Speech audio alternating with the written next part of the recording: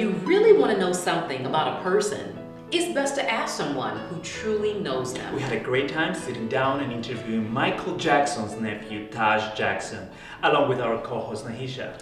Some of the things that we discussed with Taj covered Michael Jackson's legacy, Allegations, conspiracy theories, philanthropy, family, and of course, Leaving Neverland. We invite you to watch and listen to Taj as we unveil who really was Michael Jackson.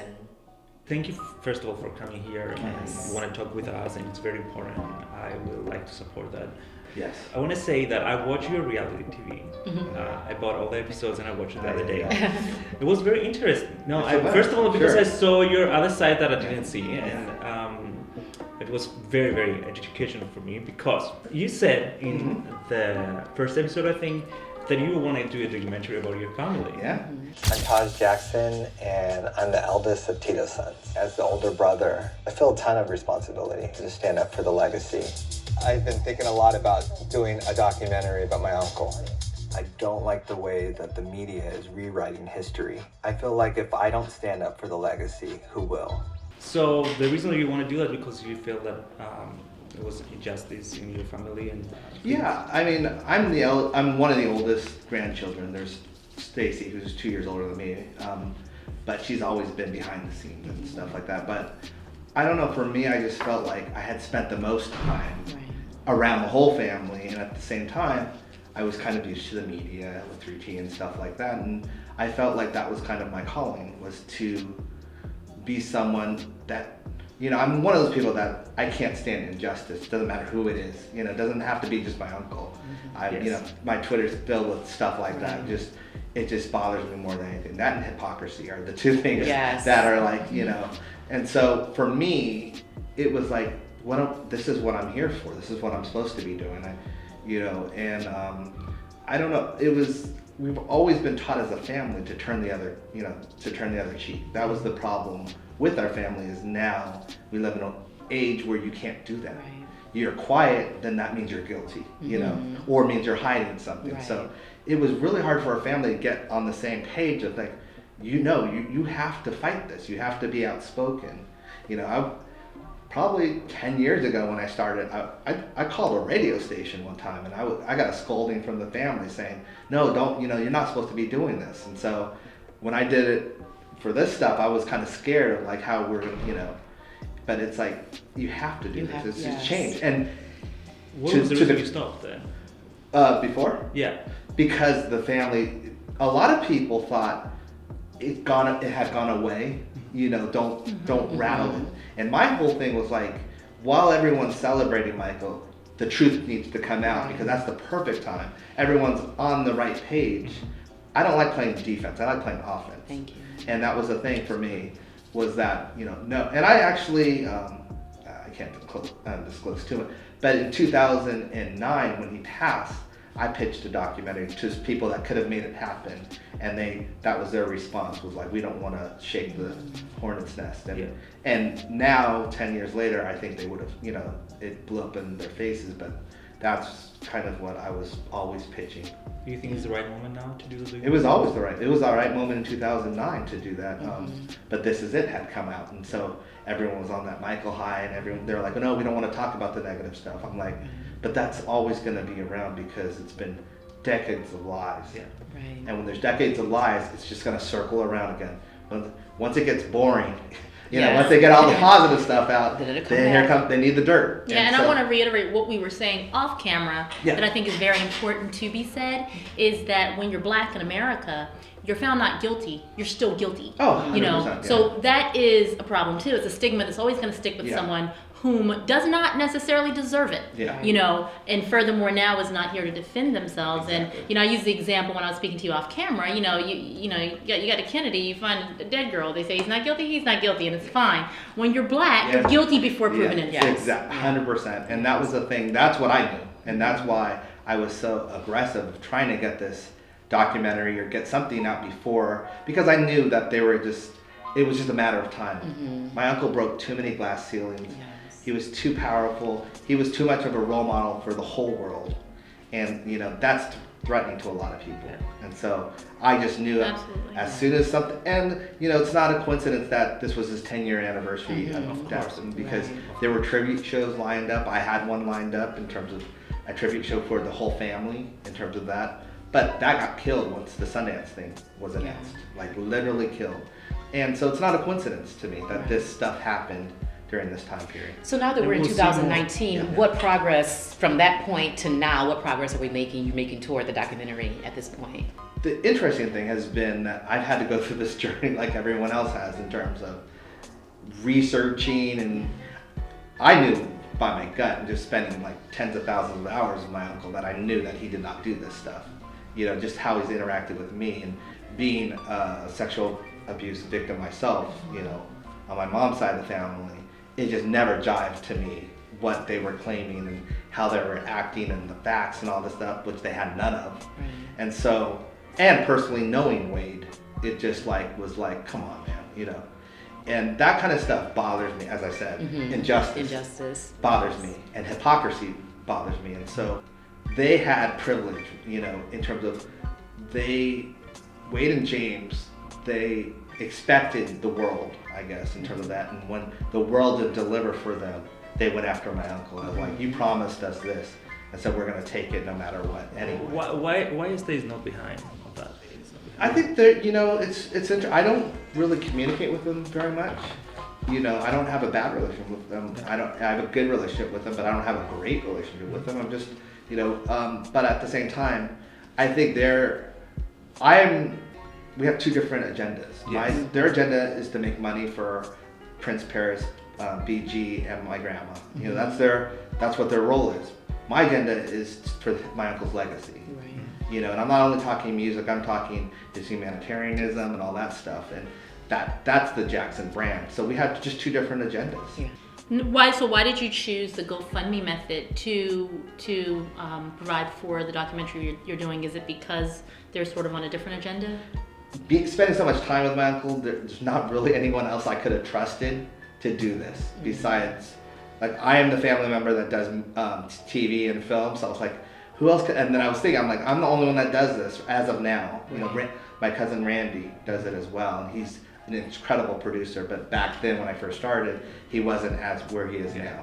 So I was like, I have to be the one to do this. And at the same time, just speaking of our reality show and certain other things, I've seen where unless you have full control of it, it's the networks that have the control. Yes. And I did not want my uncle's legacy in the hands of someone else in terms of Final Cut or something like that. So you Final Cut, you will go, for example, to Netflix or... Whenever, if I go to Netflix or a theatrical or wherever it goes, they're not going to touch a frame of it. Yeah. And it's going to be take it as it is. Because they'll be trying to rewrite history Perfect. again, so it's Exactly. like, no, it's not their own agenda. And that's the thing. Yeah. And that's what On your terms. it's my uncle's. It's too important, and Yes. I would never do that for my uncle. Like, if I didn't feel that I could handle it, I wouldn't have taken on the project. And if I don't feel like I can deliver something that he would have been proud of, then I won't take it on. The reason that I ask you all this question is because a lot of people I saw online is that, why he's doing the documentary and why the family is so rich, and they expect that you get that money behind you, and why you're asking people to fund your thing. And I like to hear that from you. Well, also important. It's one of the things that some of the fans have said is that basically they're so happy that it's through GoFundMe because they feel part of this, and they are part of this. They've always been part of my uncle's career, and they're this whole year has been saved. My uncle's legacy has been saved mainly because of the fans, because of their courageous, being courageous, and their knowledge of the facts, and being persistent on telling those facts. I mean, I'm smiling because some of them are very persistent on Twitter, but it's needed because I get tired at times and stuff. I've been trying to go nonstop, but there's some that outdo me and all that stuff, and I'm so appreciative that they are on it in that way. And so the GoFundMe also allowed, because it's all of our projects. It's not. I wasn't the only one that Michael affected. He affected everyone in that way, and I want them to be part of it too. And so that was one of the reasons. That's amazing. And I think you may have answered some of that. Tell me if I'm wrong. When you said that the family is more conservative, more quiet, I was, in my mind, it's like you guys come from this background of being Jehovah's Witness, whether you are or not now, but it's a very conservative, turn the other cheek Christian lifestyle. And so to be front forward and to be outspoken is probably not the nature. It's not the nature, but also you got to think of, you always have to be one step ahead of the media. The media will say, oh, this is a family produced project, and then all of a sudden it becomes something that it's like propaganda. Right. It's the opposite. And the thing is that this is, to me right now, this is fan produced. This is like, this is grassroots in that way. This is the fans that have brought this to because they want justice done. Yeah. So I want to create a charity for Mom. When my mom passed, it was our friends and family that stepped in to help us. We were falling and they caught us. And for me, that's what I want to do for other people. My mom means everything to me. And so for me, I know that if I can make her proud, that I'm on the right path. I think that doing this song and the foundation and the charity, it's what would make her most proud of us. We've always wanted to do something for my mom in terms of her charity. How it started on the docu-series or reality show was that Terrell and TJ had family that they, in the show, and my wife didn't want to participate in the show. So I had nothing. One of the producers asked me, well, what do you want to do? And I'm like sitting there, I'm like, because they couldn't film anything of me. I had no desire or anything. I said, well, what I really want to do is start a foundation for my mom. I said, and this is the exact words I said, but the network will never go for that. It's too positive.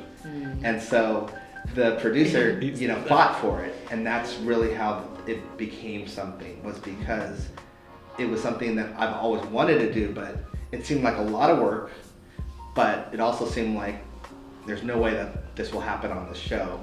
But it gave me a drive, and it gave me something to do on the show that I was already passionate about. And so everything you see about the Jackson Foundation on that show is how it happened, in terms of the song and everything like that, the fight, about the song, which song for my mom's foundation. It's like all of that is true because we really were discovering what we wanted this foundation to be, which is it's about loss and grief. And it started mainly focusing on kids with loss and grief, kind of like what we did when our mom passed or was murdered. But then we realized everyone experiences loss and grief, and we were neglecting a big audience that really needed it as well. Because just because you're a kid and you don't have the instruments doesn't mean when you turn an adult you have the instruments. True. And so it's now grown in that way. Just like you, Prince is now following in his father's footsteps, at charitable footsteps, and he started his own charity, Heal Los Angeles. Can you tell us a little bit more about that, and also how the children are doing as well? They're doing great in terms of how they could be doing, in terms of that way. But in terms of Prince and his Heal LA, it's something that just came natural in terms of it's something that, when you grow up around Michael Jackson and Michael Jackson's your father, it's instilled in you to do good. Right. And it's instilled in you to worry about other people that aren't, as, I don't even want to say lucky, just as blessed as you are in terms of whether it's has a roof over their head or anything, or, and I use the word blessed because they, their dad's no longer with them. So it's not, you have to look at it different ways. Like I consider myself blessed, but my mom was murdered. And it's like my uncle, is gone, and so it's how you look at things. Right. But at the same time, I'm very proud of Prince for Heal LA. He's very passionate about it and the foundation, and he's following in his father's footsteps. And it's very important. It's everything, and I know that will make him proud. And I know we'll probably get into this a little bit later, but people need to know Michael Jackson was one of the most charitable human beings. He was, one of the most charitable, but also one of the most. He always told us he would do so many things that people didn't even know about. He would pay for certain artists, old Motown, or just like people that had passed that, because the music industry had screwed them over royalties. Right. They didn't even have a proper funeral, so my uncle would pay for the funeral. Yeah. And then, and anonymously a lot of the times. And so, but that was who he was. Pure empath, pure sensitive heart. Yes. Empath. That's why he can take all of this Empathy. nonsense. And and that's the thing. I think that's the connection we've had with because, it's feeling that. Not we did a show about sympathy versus empathy. He was an empath. He felt that stuff. He felt sorrow. He felt pain around the world. And I think you have to be an empath to understand truly who he is, who he was. And that's also what made him a great artist. Because you have to have that level of sensitivity to regurgitate that type of art. Correct. Because it's truth. And truth. For that, what you said right now, actually, when I was doing my research, I came up to the audio that was used in the trial in 2013, and it was an audio that Dr. Mary recording him when that's one of my favorites. Yes, he said about what he will do with the This Is It money. He said, I'm taking that money to build a 1 million children hospital, the biggest in the world. Michael Jackson Children's Hospital. Gonna have a movie theater, game room. Children are depressed in those hospitals, no game room, no movie theater. They're sick because they are depressed. Their mind is depressing them. I wanted to give them that. I care about them. God wanted me to do it, and I'm gonna do it. Mm-hmm. So that was very interesting for me because he was under influences. And he says that things. So it means a lot. Why the state never did anything with that wish of Michael? They still might, I think the thing with them is more about making money, in that way for now. I know that it's stipulated that they have to give a certain amount to charity as well. I think it's 40% of the money has to go to charity, so. We know Michael Jackson as a performer. We know him as the philanthropist. We know him as, just the heart, the man that he has, but it's different from me. I want to talk to someone who knew him. So, so who was Michael Jackson? That's the thing. That's one of the main things in my documentary is that I want to show who Michael Jackson was, not who the media said he was, but who he was from people that knew him best in that way. Whether it's friends, family, ex-employees, even people that got fired, want to speak out on his behalf because he was such an amazing person. And so I think that is what's going to encompass who Michael is. So you will get your answer, but I'll tell you a shorthand. My uncle was someone that, first of all, I think I would use, if I had to use one word, I'd say magical. Fair. Just from the Jackson 5 era, just the talent and the music. And I listen to those songs today and I'm like, how? How were they dancing and singing and all? So magic is the first thing that comes to my mind as a child. But then also, I know the sacrifice that he made not having a childhood. We talked about that a lot. He would sometimes come to me and my brother and say, well, tell me what a birthday party is like, or he would always, when we talk about hanging out with other people, our peers and stuff, he'd listen and want to know, almost like living vicariously through us in that way. And it was like he was filling in the pieces of his life in that. But at the same time, if we wouldn't have had the magic of Michael Jackson if he didn't make that sacrifice, and so that's the hard thing. But I feel like he was too good for this world. I feel that way too. Yeah, we feel that. And I think that's, especially today, I don't think a Michael Jackson can exist in today's world. It's just, it's too cynical, too selfish. With that heart, no. No, it's everyone, you can't even do something for someone without someone saying, why do you do this? What do you expect from me? And so it's a different world. And I always wonder, would he have survived in this world? I compare his whole saga to a crucifixion. It sounds sacrilegious to some maybe, but this is someone who sacrificed from the time he was brought to this world in order to bring us all salvation through music, to lift our spirits, to make us, his music was so connective. I have been to every Michael show since I was 5 years old, starting with Off the Wall. And he's a part of my story, he's a part of my life. And then for him to be built up so big, to save so many people, to affect so many people. The suicide rate was out of control when he died. You know what I mean? The world changed. The world changed. And then for them to hail him and nail him, he was too good for this world. I liken that to that crucifixion. No, thank you. And he studied the Bible a lot, and he always tried to live in Jesus' footsteps in terms of helping people, helping the less fortunate, and he knew that he would have targets on his back in that way, but he always looked at it as this is what God told me to do. This is what God this is why God gave me the talent to do this stuff. And so bringing it to 3T, when we got our first big hit and we were in the UK and he called us, we thought he was calling to congratulate us. He was actually calling, he's like, you guys aren't doing enough, going to enough hospitals, and Wow. and he's like, you guys, this is what your platform is. This is what you're supposed to be doing with your celebrityism. It's going and and so, and we knew that because we used to do that with him. Yeah. We were like, can we do that? Because we didn't know we were that big to do Right. that yet. We didn't think people would want to see us yet. But he's like, no, that's what you're supposed to be doing. And he did that Wow. everywhere he went. Every city he went, every tour he went, he made sure he visited hospitals. And just by hearing that brings the human part Yeah. out, and that's what I like. That's why I like hearing about Michael Jackson as the father, Yes. as like the uncle, that cool uncle, that uncle that's teaching you dance moves or looking at your routine, and that's why I think it's showing more and more how the documentary is very important, because when the society can build up the image that they want, but who really was the person? You have your inner circle that you let your guard down, Yeah. and that's why more than anything I was like, who was Michael Jackson? And just by hearing that, that's who the world needed to see. What I would want to hear. Yeah, I want to know from the people that knew him best, who was he? Right. Not from someone 3 times removed that read something or whatever, read enough, journalism or tabloids or whatever it was, and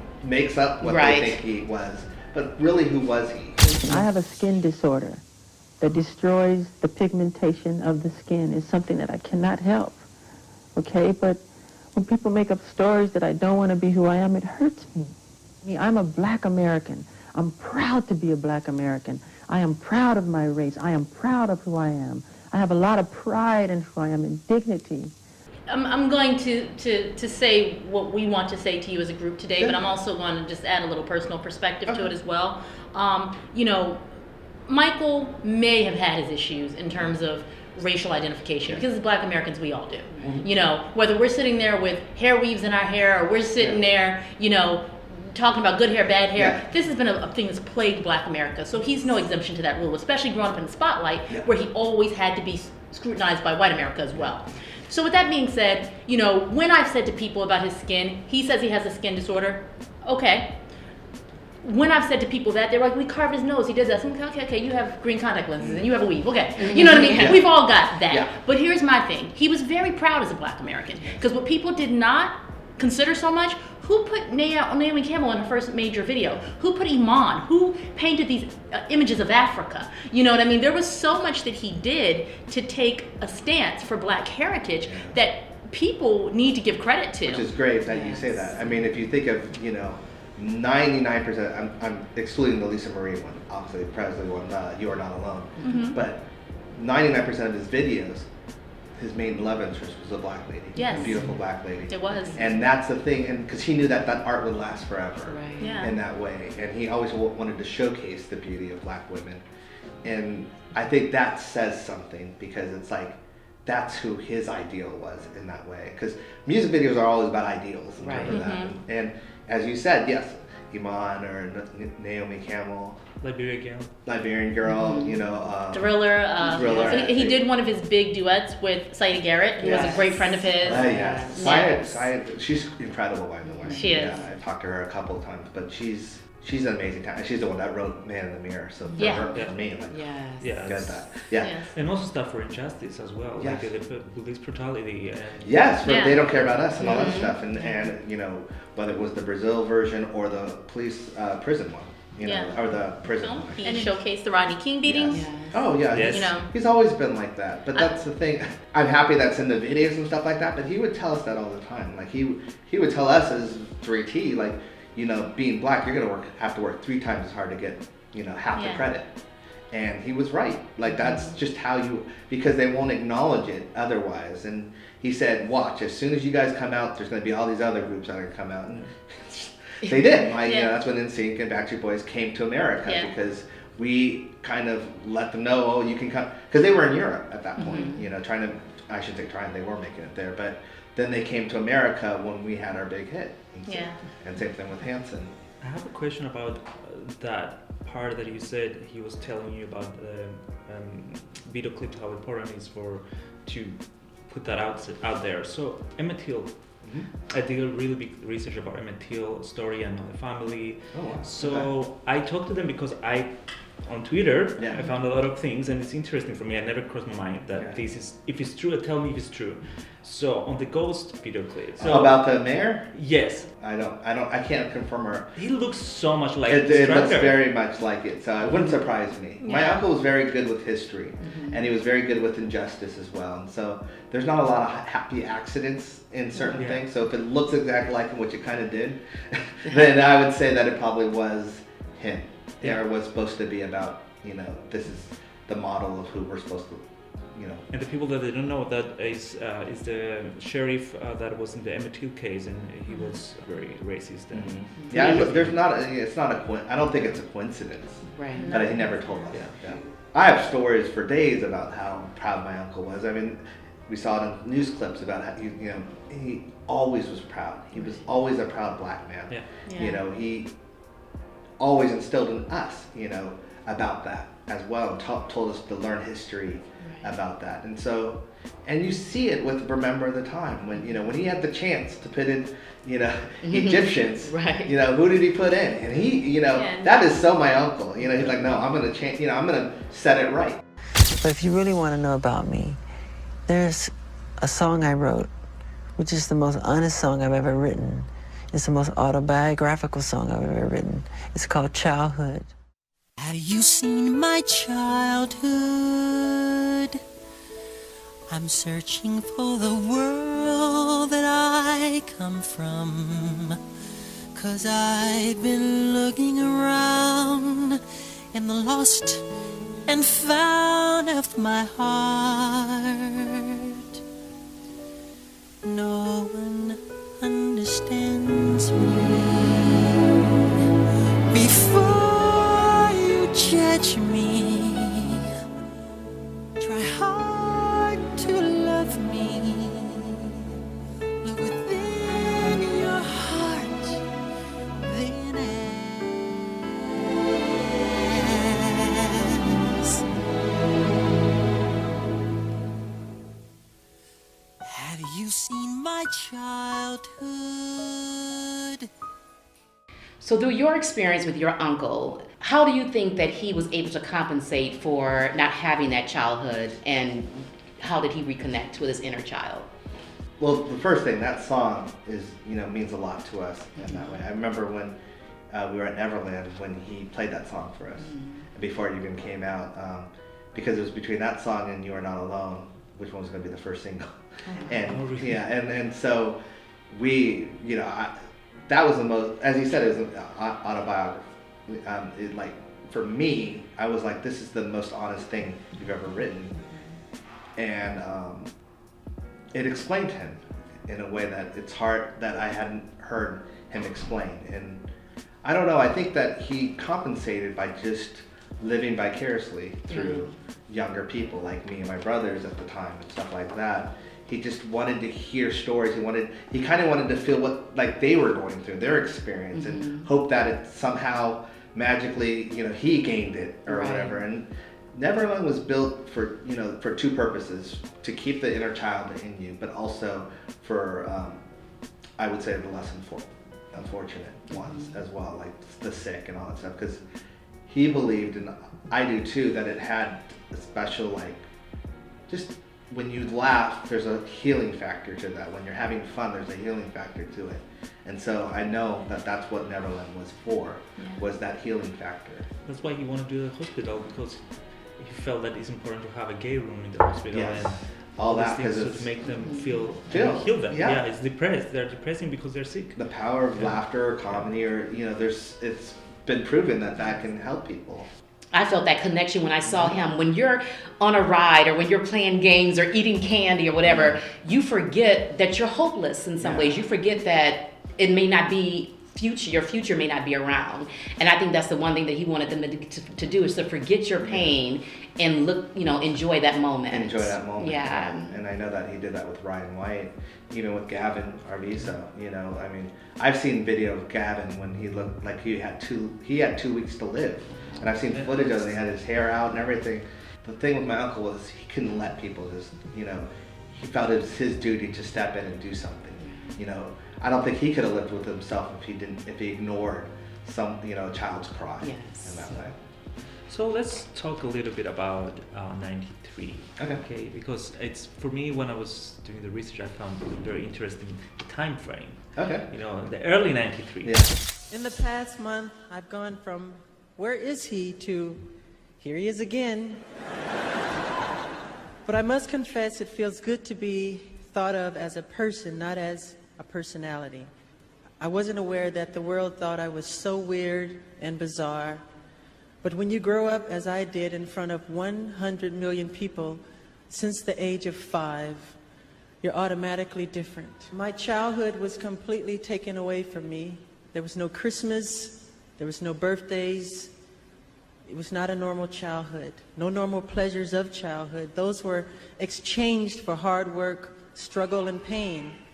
But as an awful price, I cannot recreate that part of my life, nor would I change any part of my life. However, today, when I create my music, I feel like an instrument of nature. I wonder what delight nature must feel when we open our hearts and express our God-given talents. And that's why I love children and learn so much from being around them. I realize that many of our world's problems today, from the inner city crime to large-scale wars and terrorism and our overcrowded prisons, are a result of the fact that children have had their childhood stolen from them. The magic, the wonder, the mystery, and the innocence of a child's heart are the seeds of creativity that will heal the world.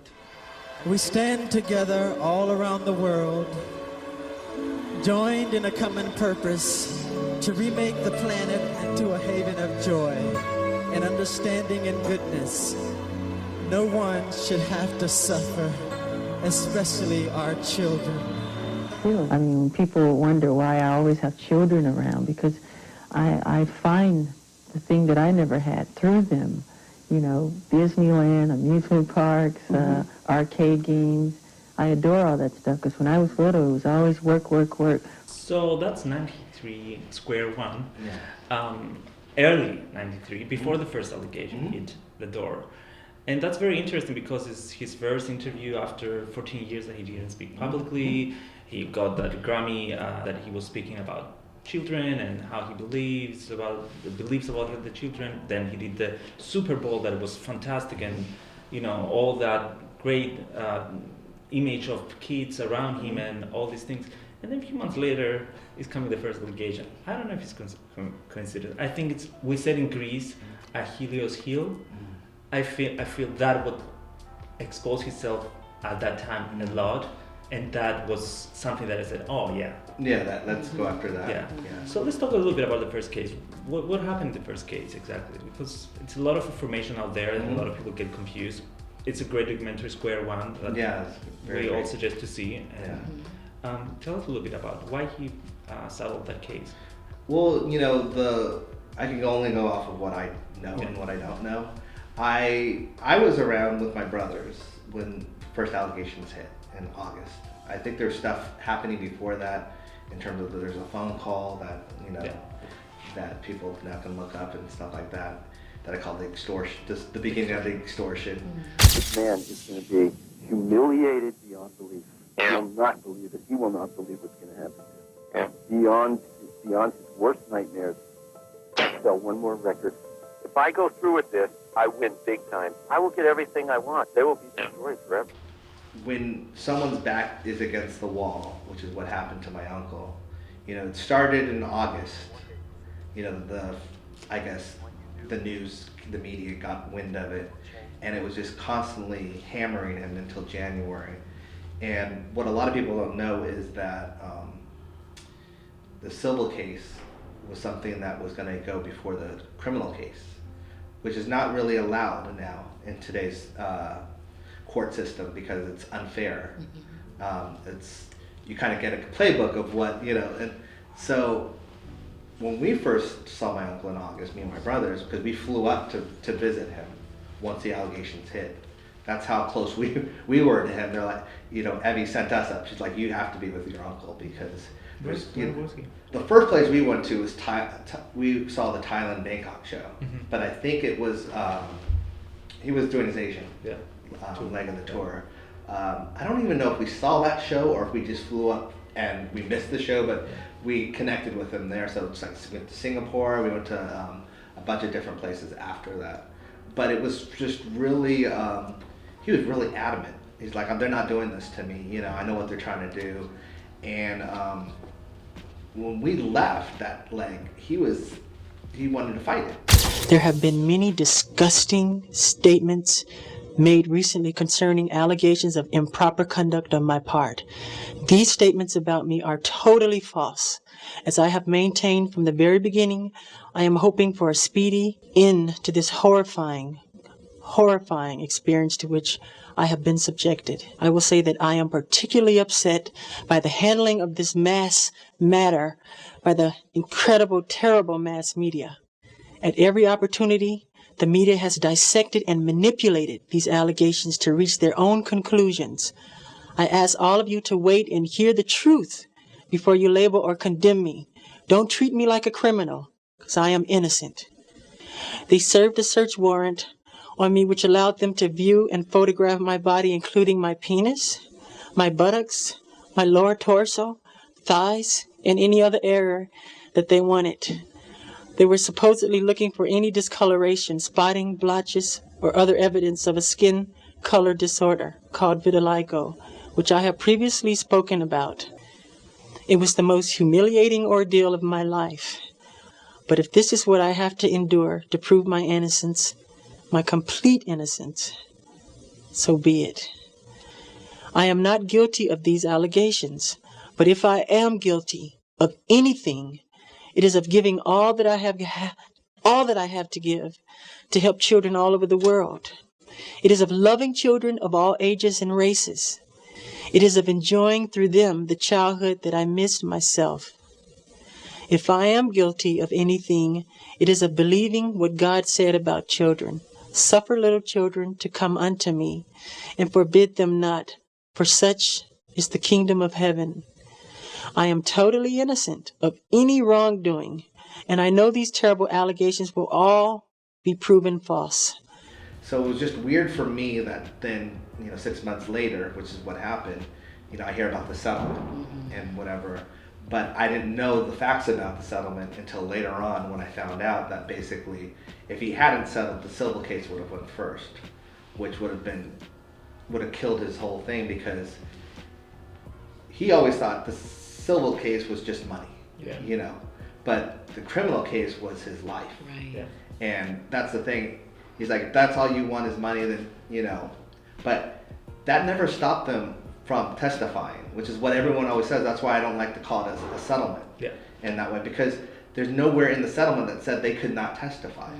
So what he didn't want is he didn't want them to see all the moves, which all the lawyers said it's not smart for them to see everything we do in the criminal or in the civil case, and then we do our defense in the criminal case, and then they know everything we're doing. They can change timelines, which is what they did in 2005. They saw certain things and they changed timelines around. Because when they're after you, they're after you. And so for him, he was like, the criminal case is more important. And so they, unfortunately, Jordy didn't want to testify. None of them wanted to testify because all they cared about was money. And they didn't have anything on him. They took those. This is another thing that always wonders is, for me, is that you're supposed to settle before it gets out. That's the whole point of it. You're supposed to settle before they take naked pictures of you, which is what he ended up enduring, which is, when they took pictures of him. Right. It's like, that was the time you settle. You don't settle after all that happened, which the pictures didn't even match up. Yes. Because if the pictures would have matched up of what Jordy's description, I saw this on the internet, someone saying false information. If the pictures would have matched up, he would have been in jail right away. Exactly. Because that's all they needed. That's all they needed was the description to match up. But what they didn't count on was that my uncle wasn't circumcised, and that Jordy's picture was from a circumcised. Yeah. And that's what they don't tell you, but it's there. And that's the thing, is that's what saved my uncle, which is a rarity. Right. Those rarities, though. But it's the same thing. When people are lying, nothing much is going to match up. Now, if this really went on, do you think a father would accept money, that would make it okay, that would make everything all right? It doesn't make any sense. I know that if that were my son, I'm sorry, I don't care if you gave me $1 billion. I want to see you either behind bars or dead for doing that to my son or my daughter. It's crazy. The guy was after money, is what he wanted. It was always about money, Yeah. but that's the thing. But I think when the media didn't call on that, they looked at it the other way. It was an admission of guilt, as opposed to all they cared about was money, not justice. Well, correct me if I'm wrong, this original case, didn't the original accuser, now that he's adult, didn't he retract his statements? There's been no confirmation. You're saying Jordy Chandler? Yeah. Mm-hmm. Yeah. No, there's been there's been rumor of that, but it hasn't been. Now, what there was is he told certain people that nothing ever happened, and that is what we're going off of. Which, but I think what I was thinking you were saying was because there's been a letter or something that someone said that he wrote to my grandma or whatever. I don't know how true that was. In 2009 when Michael died. But now knowing that he's told other people that it could have been true, you know, and I hope he comes around, right. Because it was his father. It was his father doing that. He was emancipated right after that, basically, because he didn't trust his father. You know, there's a lot of stuff with his father in terms of abuse and all that stuff that happened in terms of in the news and stuff. But it's just. I think it's important. Get into that. Like, talk about his father's motive for this extortion. His father just wanted money, basically. Right. And the father wanted, I think he understood, he wanted to be a film, he had written, he's a script writer, he had this Men in Tights movie and all that stuff, but he wanted to make a movie. That's why the ridiculous amount that he was going after, because he wanted to make a movie. And I think the problem with my uncle thought that the public would give him the benefit of the doubt, while the guy knew that how sleazy people can be and how people really wanted him to be guilty in a way. And I think that was, my uncle miscalculated that. He thought, there's no way with everything that I'm doing, all the good I'm doing, that people will see it that way. And when there's hard copy and current affair, then, you know, they're all about tabloid and stuff like that, and they're for 6 months saying certain things, and people are making their careers off of it. Then those ratings, I mean. It's always been like that. And then the AJ Benson, you know, it was later found out that he was one of the people, his firm was one of the people hired by Harvey Weinstein to make up stories, kind of like a distraction. Distraction for. Yeah, and that was back in there. So everything lines up. It's just a matter of, you know, what you want to believe in that. LaToya Jackson at the time was married to a man called Jack Gordon, who was involved with Genevieve's mafia. He was a very disturbed character, violent and abusive. He would lock me in the house no matter what. He would close the closet door and say, "Don't leave that closet." Do you know I would stay in a closet for 8 hours and not leave? Because that's how well trained I was. That's how much fear he had instilled in me. LaToya says Gordon took everything, her passport, her bank account, and then he beat her regularly. LaToya says he forced her to pose for Playboy and appear in several pornographic videos. Barbara, I was just like a little kid, just right there. And you to do what I say, I tell you what to do. I'm your puppeteer. I pull the strings and you act. And guess what? I did it, Barbara. I didn't know any better. I was too afraid because he promised if I did anything out of the ordinary that he would kill me. And he took it a step further. He said, "And if you don't believe me, I will do it to your brother as well." He literally said, "I'm going to kill you, your brother, everybody." Yes. No, not everybody. Just myself. And Michael. Michael and Jan.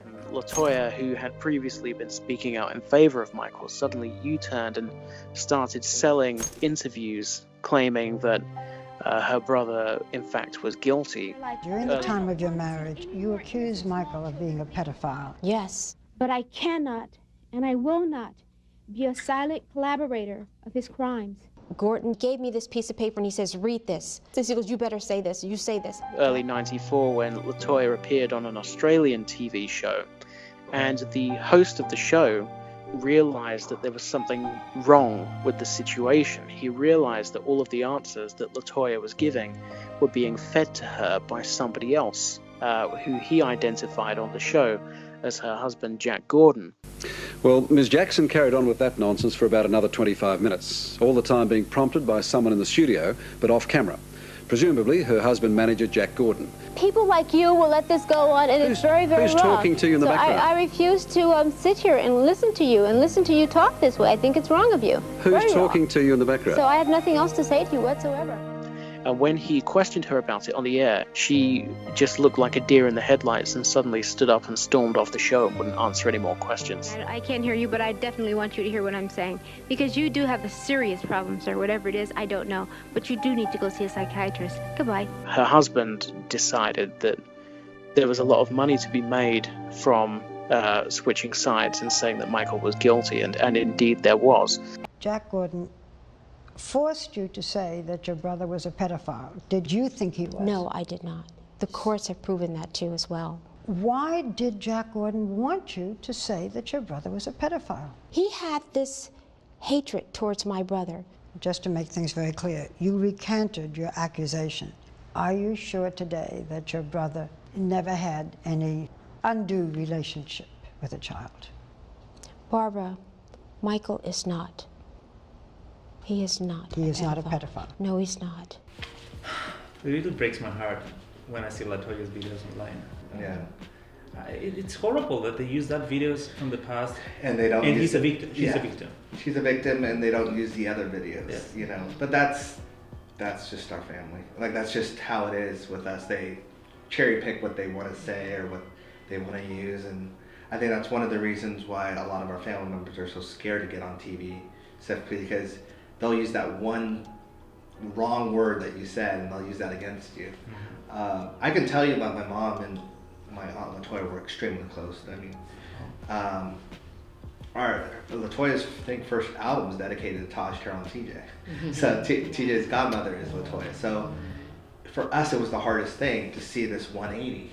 But we understood. We did understand. The whole family understood that Jack was doing this to her. We knew when you know someone and they're acting completely 180 different than how they are, you know what it is. You know someone has that influence. And one of the best days of my life was when, you know, we had this phone call that my Uncle Randy was gonna get Latoya. Basically, he had found out where she was, and it was when he had her. And he, you know, and I'll never forget that the words like we got her, and it was like she's finally back. And that was the thing. It was like she had been kidnapped. Yeah.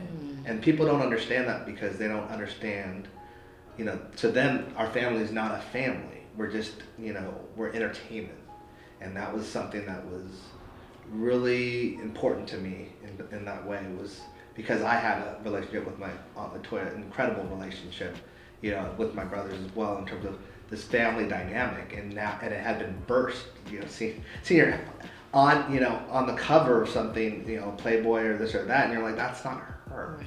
You know, and it's like, and we had heard how bad Jack was as well, so. Well, as a fan, I must say that's so refreshing to hear, because I think there's so many of us through this whole thing that we do see you as a family. Yeah. And when you're a family on that level, that is so fundamental to American history and Black history, you almost become all of our family.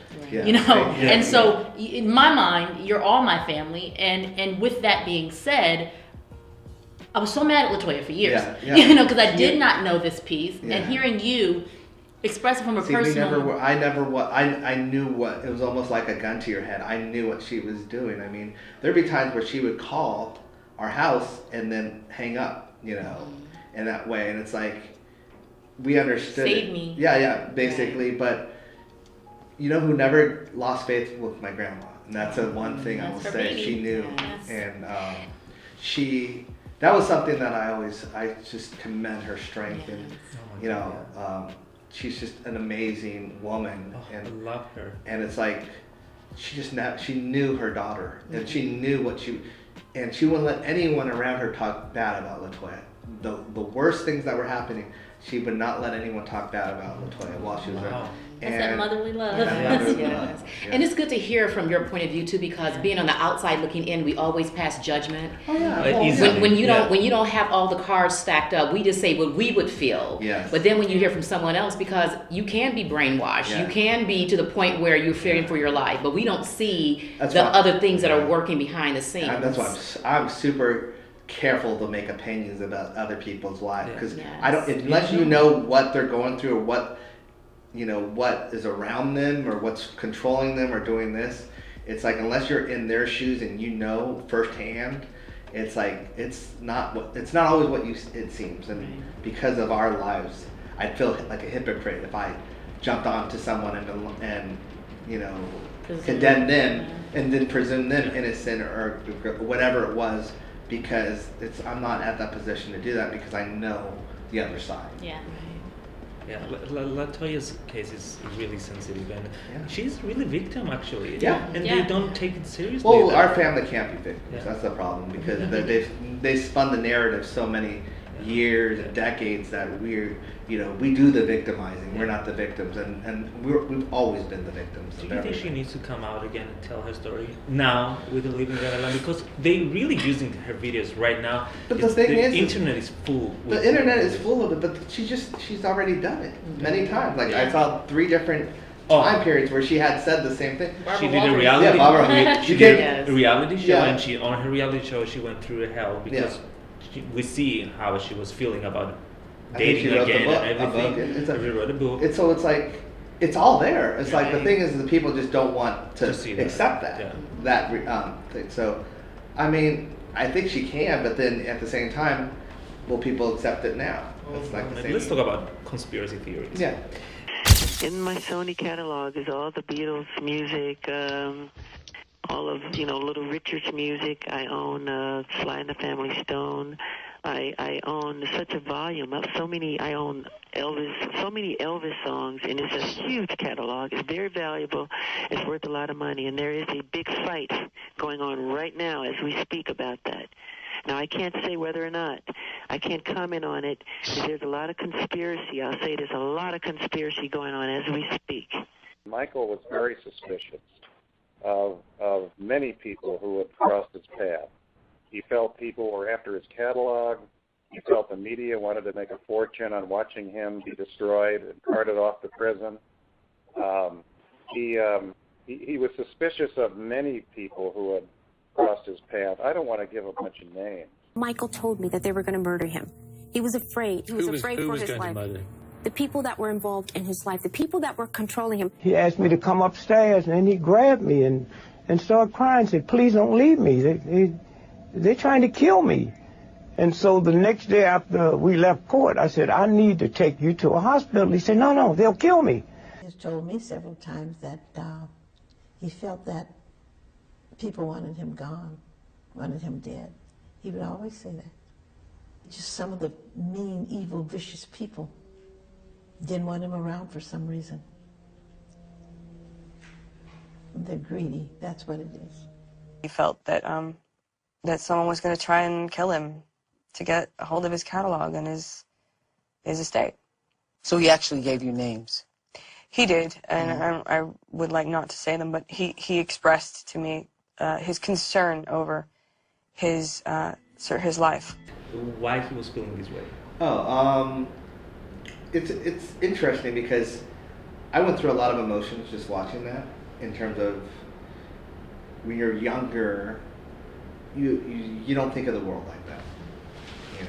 You're bright-eyed. You're like, there's no way. That's only in the movies and stuff like that.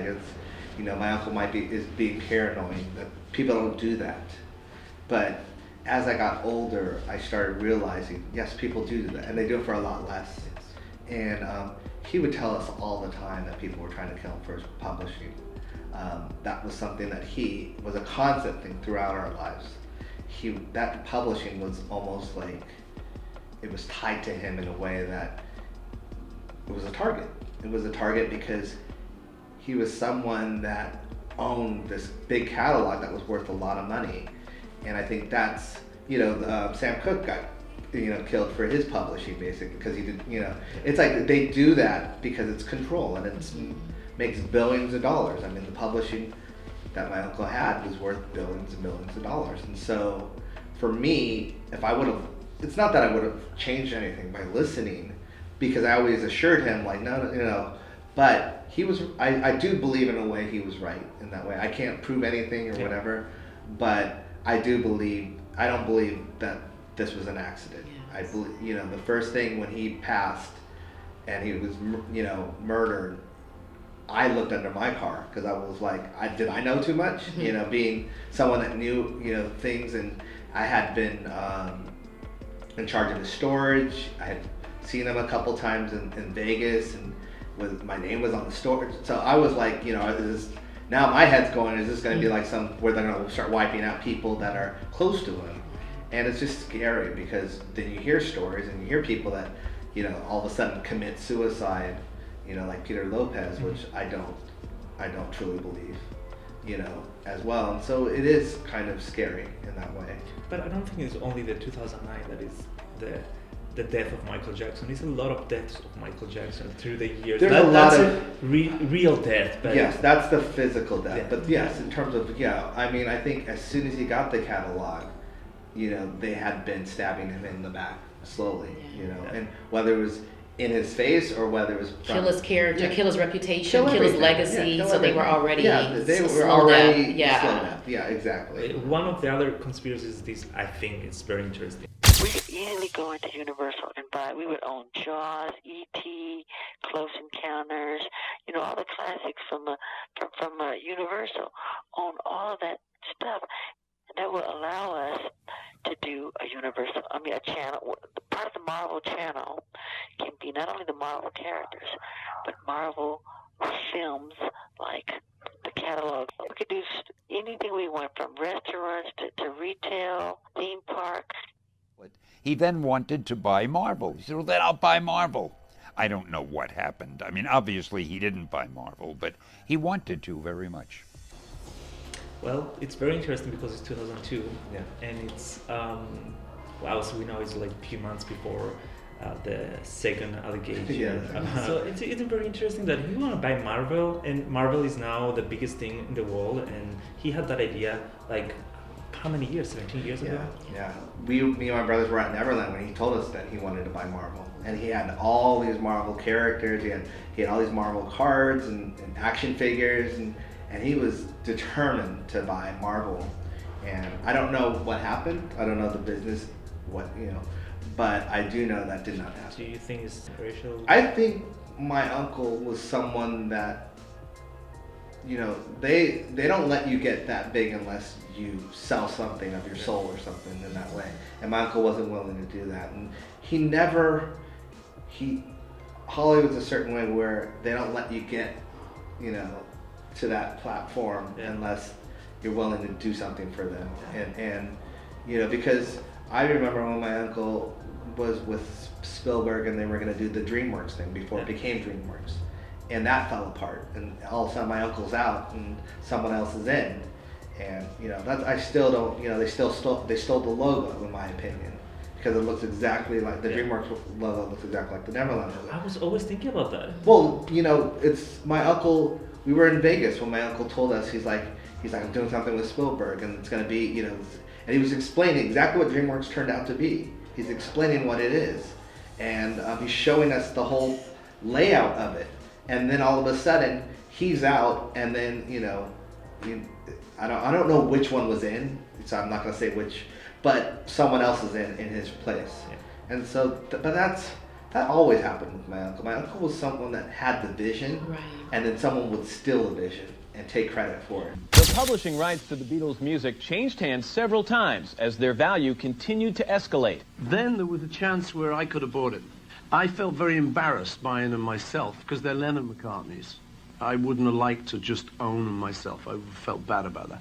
So I rang Yoko and I said, look, we got a chance to buy these songs. The man's asking 20 million, 10 to you, 10 to me.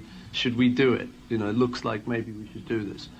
In fact, they didn't go for 20, they went for 50 in the end. The high bidder for the music was Michael Jackson. After Thriller, Michael had a lot of money, a lot of cash.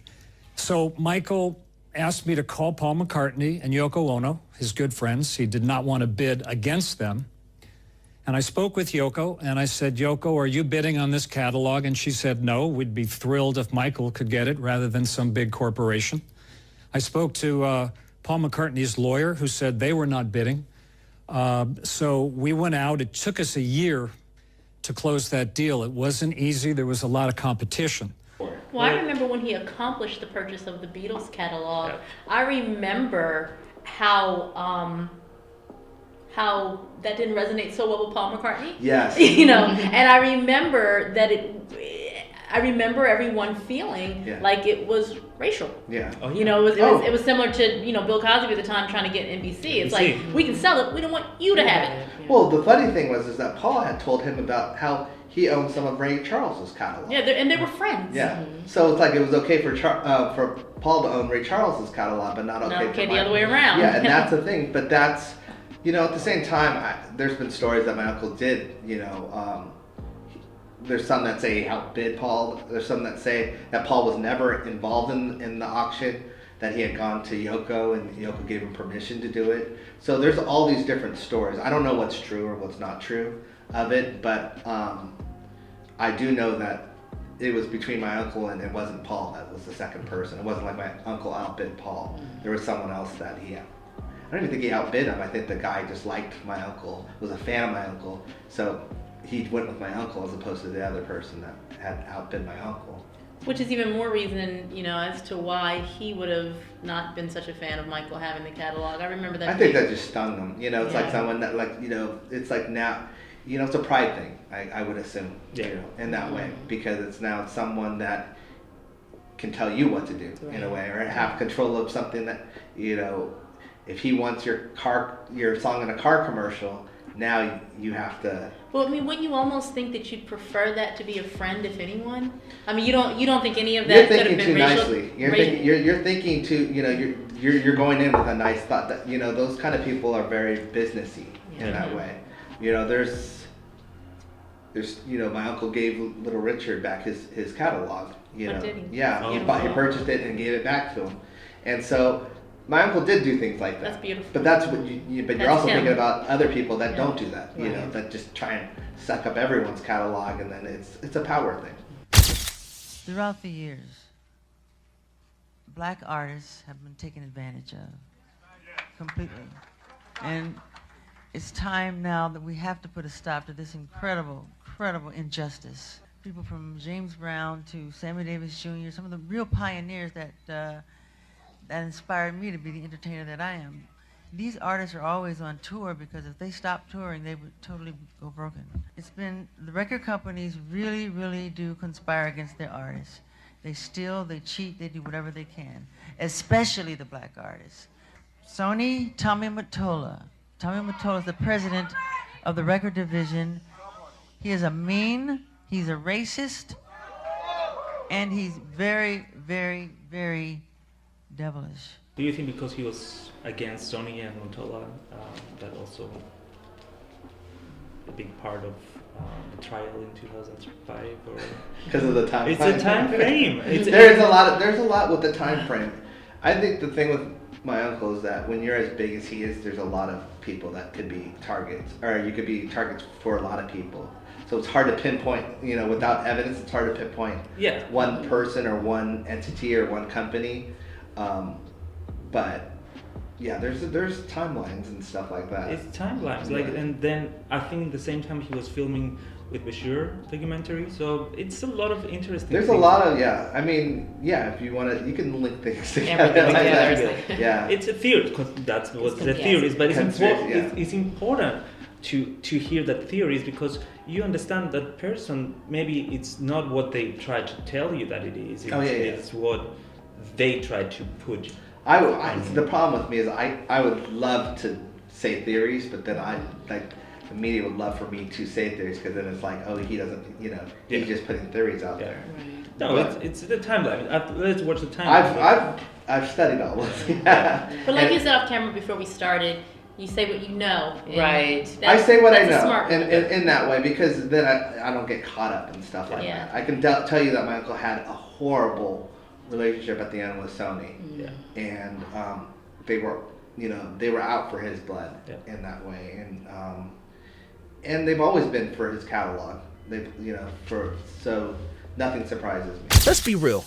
I'm gonna say it out there straight for everybody listening. My uncle didn't die. He was murdered. I feel the same thing about Prince. We're losing a lot of stars because you have to remember these are basically insurance policies. When he dies, whatever was owned by the company reverts back. But when my uncle died, we're talking about billions of dollars. Can you imagine if Prince, when he died, sold Little Red Corvette to Chevy? Think about it. Yeah. They say Prince died broke. How do you die broke with $1 billion catalog? If he would have sold 3 songs, he'd have had a couple $100 million sitting in his pocket to play with. Yeah. All he had to do is, here, take these 3. I got the catalog of the rest. That's my first time seeing that. Oh, really? Oh, it was an amazing interview. You have to see the whole interview. I love that kind of thing. Yeah, he's something. He's a different energy. Yeah, I love that. He is something. He's very interesting. So he, in 2008, they report that he was having financial issues and he was like forced to do that 50 concerts. He was not ready, they said, to do that 50 concerts. I don't know. I don't know what his financial troubles were. I can tell you that I never believed in them because he had the catalog. And when you have it's like having, $1 million home and you're $100,000 in debt, but you have $1 million home. So, you always have some kind of backup or insurance. Assets. Yeah, assets, Yes. exactly.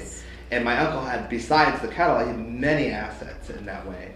And so whether he borrowed against those assets or not, he still, as you saw when the catalog did get sold, and it should have got sold for a lot more, but it was worth billions of dollars, that catalog. So I never thought he was broke, ever. That I never always thought he was baffled me, financial. too. And my uncle never, in his mind, thought he was broke. Because he wasn't. He wasn't. He was like, how am I broke if I have $1 billion catalog? Yeah. At least $1 billion. Right, it almost spilled more into that whole demonizing of his character, because in the mind of Americans, if you want to, assassinate someone through the media, then one of the things you have to do is paint him as broke, desperate, broke. criminal, just everything they could find to downgrade his image. It's like they did it. And I would be scratching my head like, okay, how is dude broke with the catalog of everybody? It never gelled. The average person would look at that. The whole idea was assassinate the character. Yes.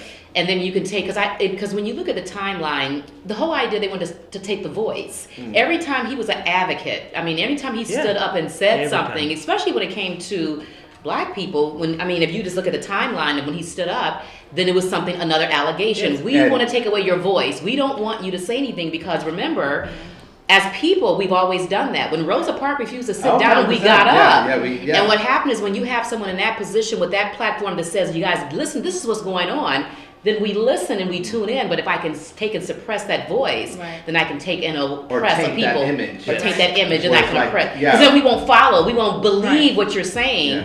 And that's the whole thing about it. Let's assassinate that character. Let's let them not believe who he is or that he's that person that we know that he is, and then we can get them. Well, yeah, that's the whole thing that I feel that they tried to do, the media tried to do, was have his own race disown him, basically.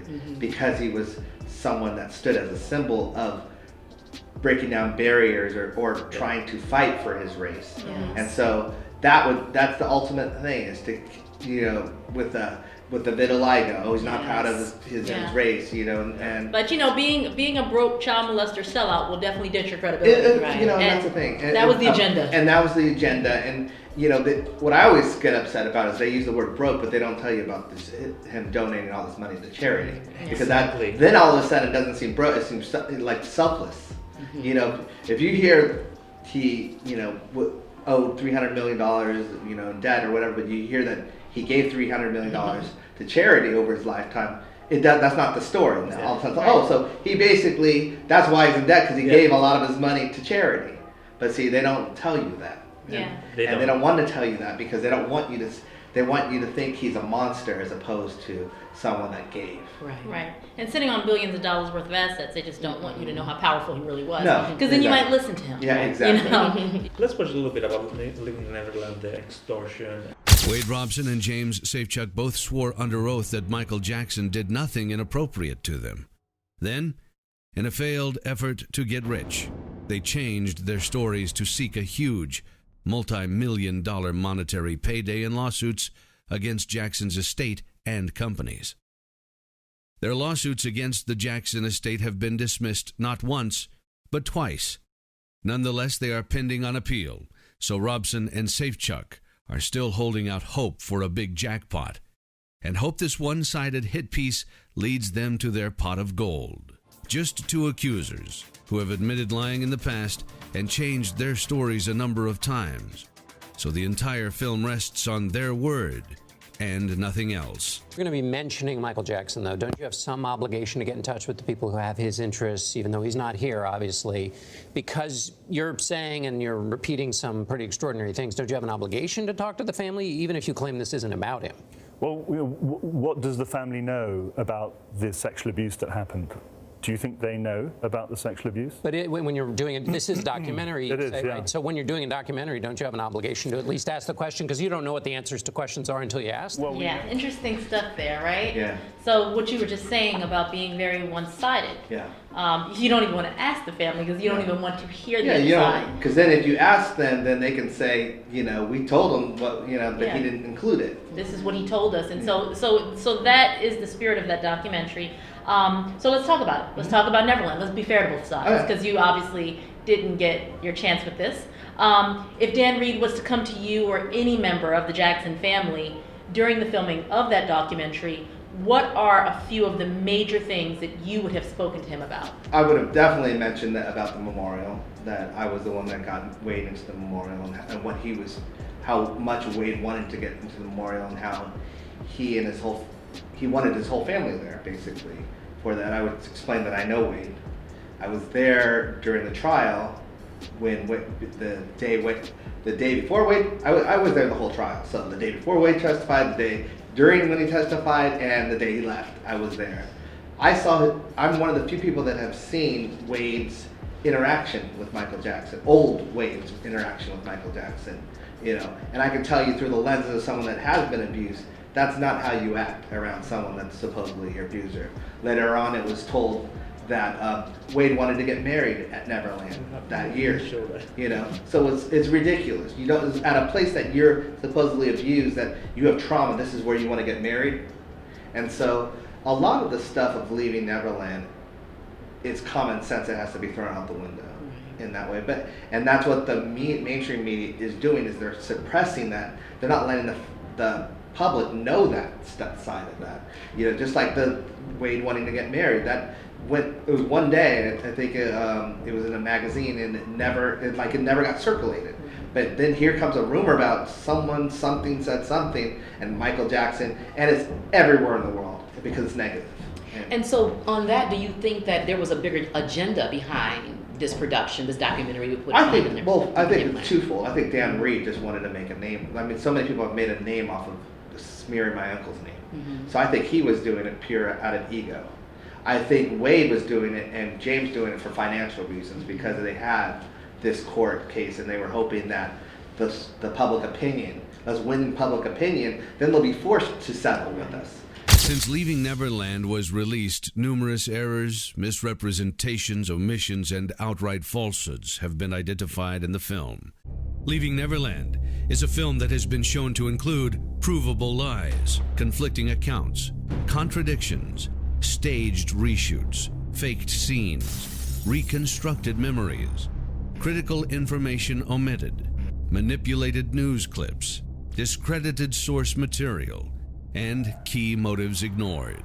Perhaps the most glaring fabrication in Leaving Neverland comes from accuser James Safechuck, who clearly lied in the film by claiming he was sexually abused in the Neverland train station Michael Jackson had built to resemble the one at Disneyland. This version of the story that he tells in the TV show places that abuse in the train station in 1988-89. The train station did not even open until 1994. He says that Michael Jackson stopped molesting him when he was around 14 years old in 1992 because he got too old for him. Right. And the whole narrative of this film is that Michael Jackson molests boys, and then when the boys hit puberty and get too old, he then ditches them and moves on to a younger boy. James Safechuck has signed not one but two sworn declarations in which he states that Michael Jackson never abused him after 1992. Robson claims that while his family was hundreds of miles away at the Grand Canyon, Michael Jackson abused him for the first time. But that's not the story Robson told in his lawsuit against Jackson's companies or in a deposition under penalty of perjury just months before HBO's cameras began rolling. If he changes his story in 2 months for the cameras, How can you trust him at all? James Safechuck's dramatic scene where he claims Michael Jackson gave him jewelry for sex, including an alleged wedding ring, was deceptively staged and edited to appear as one seamless scene, when in fact it was actually edited together from filming done on 2 separate occasions 17 months apart. You can tell by looking at his clothes, essentially the same in both shots, except he forgot the undershirt the second time around. And look out the window.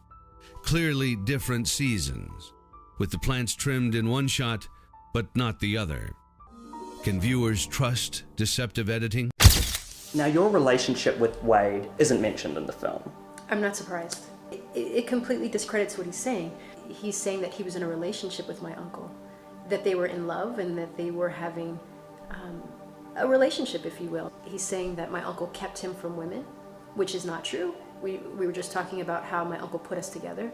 It would discount or discredit the things that he's trying to claim.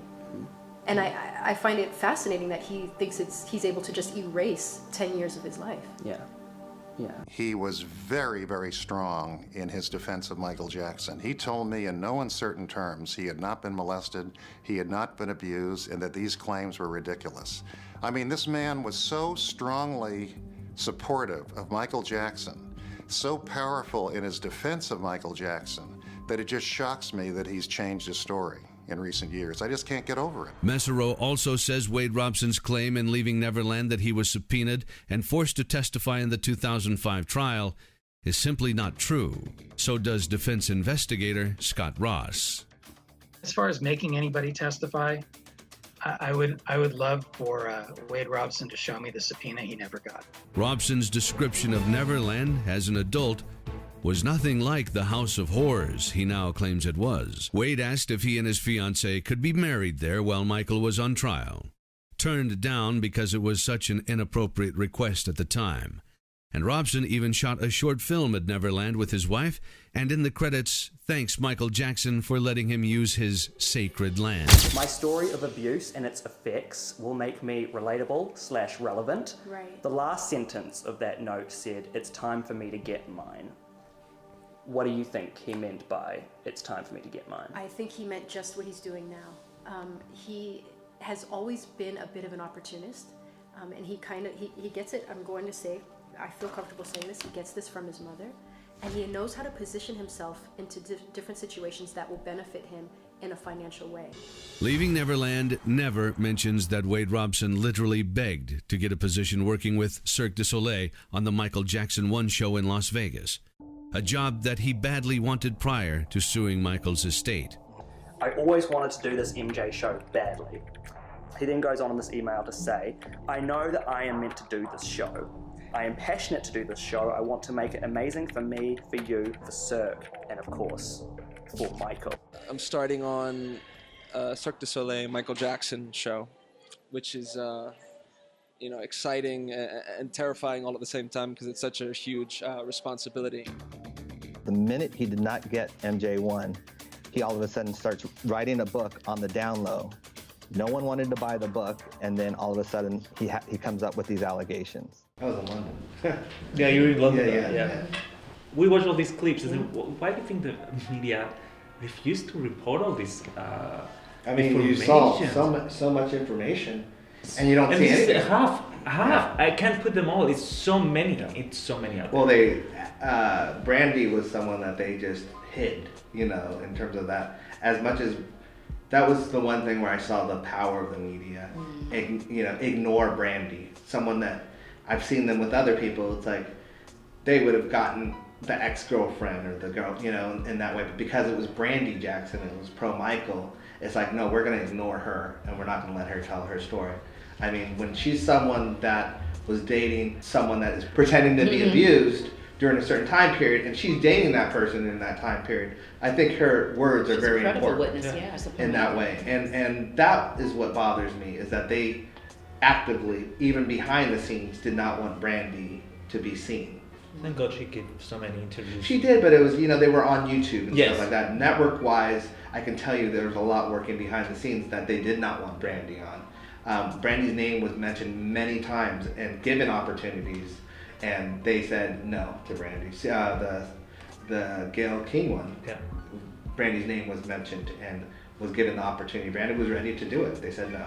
Okay, I understand you do the documentary, but it's so many things that, you know, come out after a documentary and they don't want to show that. And it's documentaries keep going and it's going to awards and it's going to it feels that it's agenda behind the documentary. It's a pushed agenda, and it's going to go that route whether there's truth or not truth behind it. And that's the thing. And that's how you know that it has no merit, is because they're forcing it down people's throats. When I interviewed him, he had not been accused of molestation or any kind. That first young boy had not appeared yet. That was a year before I interviewed him. I actually met him right before you interviewed him. You guys became friends, and then those charges came about. Yes. The first charges. Yes. So what were you thinking that first time? Because he was calling me and like telling me everything about extortion and everything that was going on and how I'd already fallen prey to the poor you thing.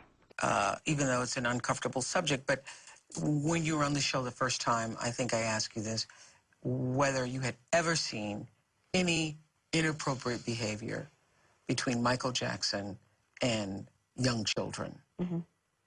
Are you asking me again? I'm asking you again.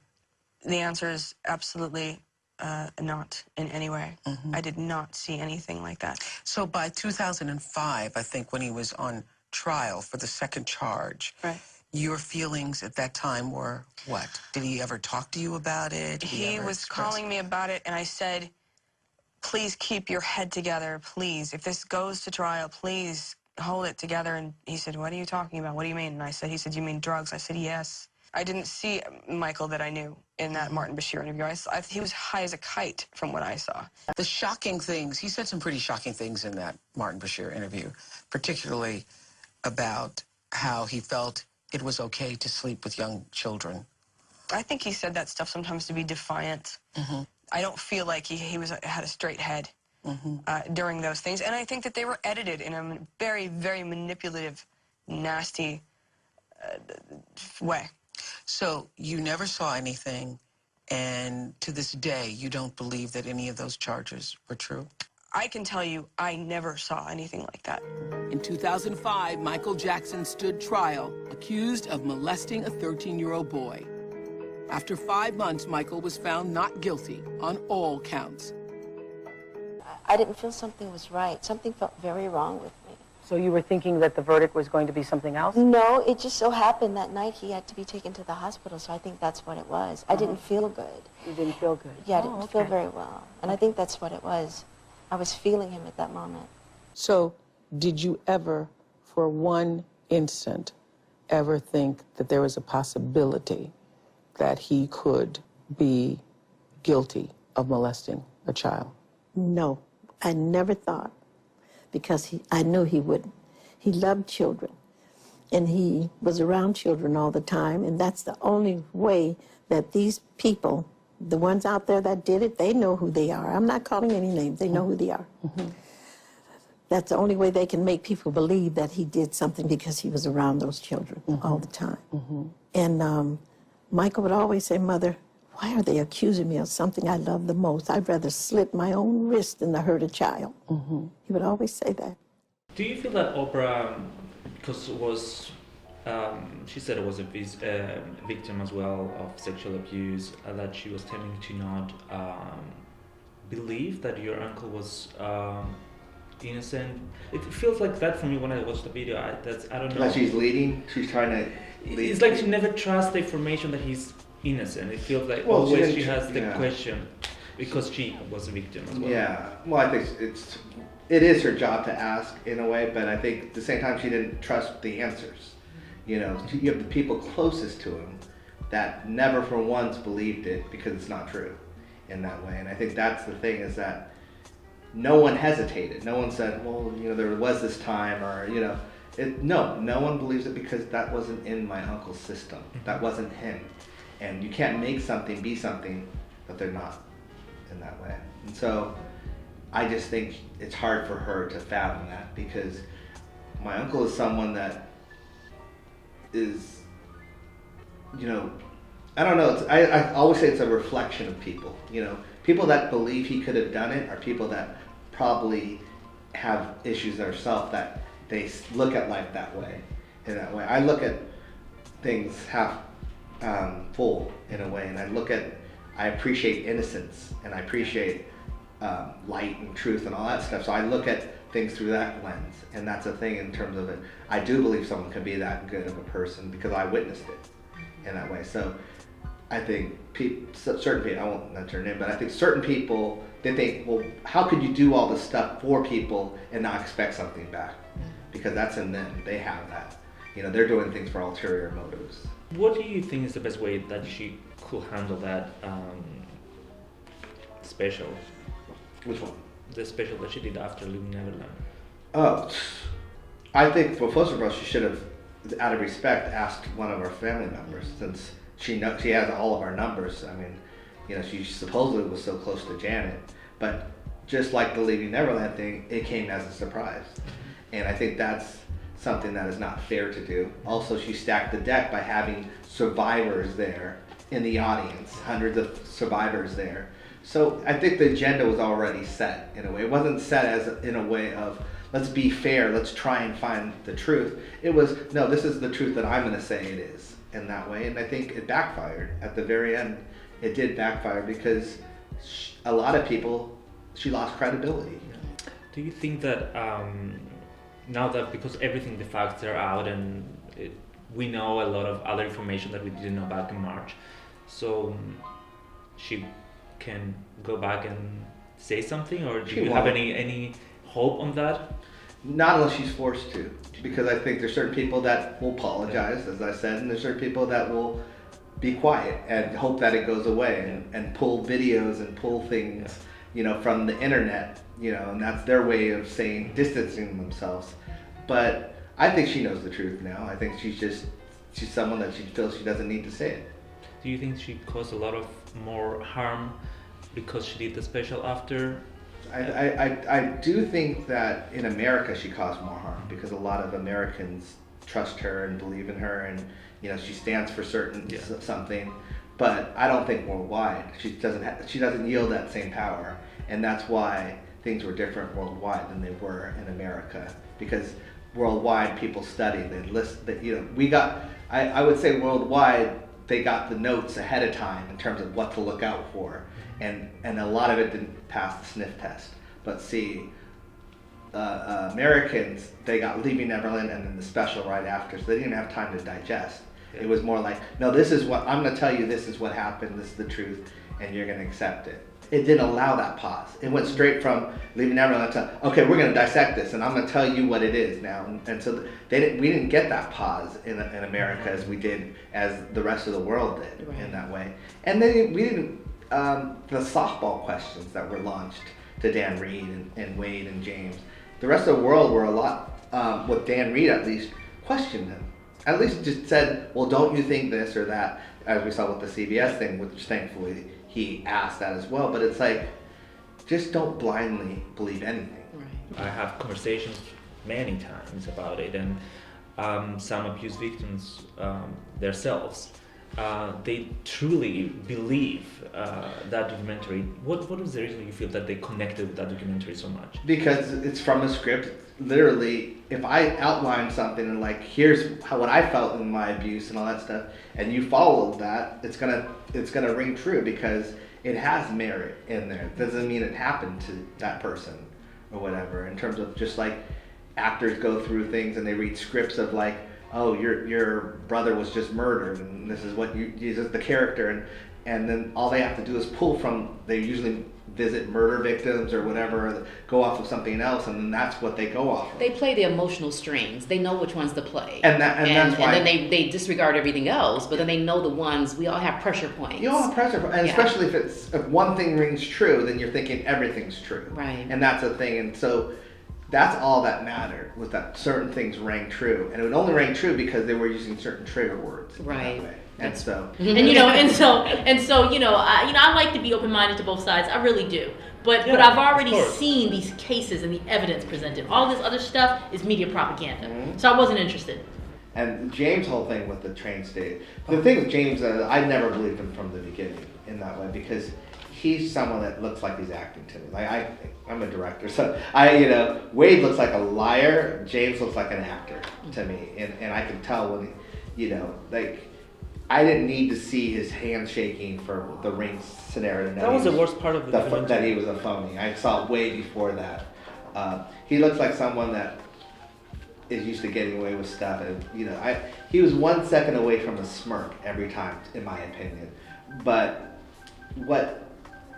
we had nothing on him. Like no one knew him really in that way, and we all knew Wade, but we didn't know James, so we had no ammo. And it wasn't until the train station thing that blew up in his face. Yeah. And it's like once he started rattling off places and that train station, because he rattled off that train station just like he rattled off everything else with that same conviction, and it wasn't some hesitation. It was with the exact same phrasing and certainty that he did everything, that he said everything else. Like you said, Wade, that's why kind of discarding Brandy, you can't get any closer than intimacy. You learned a lot about somebody when you're in a relationship with them. And Brandy was more like 8 to 9 years, but we said 7 because we didn't want to overshoot, be considered, But that's a long time. Especially if it's the time during that it happened. It's like, and the guy that is doing it set you up with the niece. It's like it doesn't make sense. Right. Usually it's a power thing. It's not something like, oh, and here's my niece. Go ahead. Right. And once again, like you said, bad molester, because you might get too close to her and tell the secrets. And tell the secret, especially when Wade's home Very narrative valid too. point. Yes. Or Michael taught us to hate women, which is what they also said. Well, how do you teach someone to hate women but date my niece? Yeah. It's like the narrative, the whole thing is flawed in that way. And as you said, especially as teenagers don't know better. Sometimes they tell too many things. Right. They don't do the opposite. It's not like they are hush hush. If anything, they share. The first puppy love, they're sharing. Because you don't want to share anything with adults. You do everything with your peers. Especially if you're going through the same things. You're like, that's why Brandy knew Wade so well, was because they had gone through everything. And that family looks opportunistic from the beginning of that documentary. They were more entitled was the word, because Clyde, who no longer is with us, he wrote that thing on Facebook because he was part of the MJJ music. He was the one that had to answer calls from, Joy, and he was so annoyed because she was so demanding, like, "Where's our car?" And stuff like that. So he always saw the entitlement. I can't these things, like, it's downtown. We were supposed to have a car here, and Clyde would be like, "Well, that's Evie's department. You need to call her, not me." And all that stuff. But they were, some people, they get power and they abuse it. That's not. Our Vizos were the same way. They would, talk down to the staff, while other people, like the Barneses, were very appreciative of the staff. And, and Brett Barnes is earning an honest living. He's like so mad at Wade because he's like, this is, how dare you do this? And he used his name as well. Like, and how dare you do this? Go get a job, like I am. The average person. Yeah, go get a job, stop trying to use Michael's name. But see, Wade's used Michael's name his whole career, even for dancing. That's how he built his career. So only thing he can do is use Michael's name. He used it for choreography. Michael's protege. He used way back when he first started doing choreography. Then, when he was doing NSYNC and Britney, he was, he still used Michael's name when he would do master classes. He would do Michael's music. So he used Michael's name throughout the whole thing. I want to talk to you real quick about something. In November, the Apollo Theater tweeted about the premiere of their documentary. Yeah. On the other side, I want to read what you tweeted. Yeah.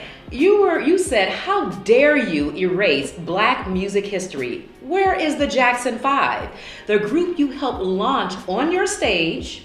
Black artists and celebs need to take note. This can happen to you in the future, not just my family. I'm so disappointed. Did HBO and HBO docs make you edit them out?"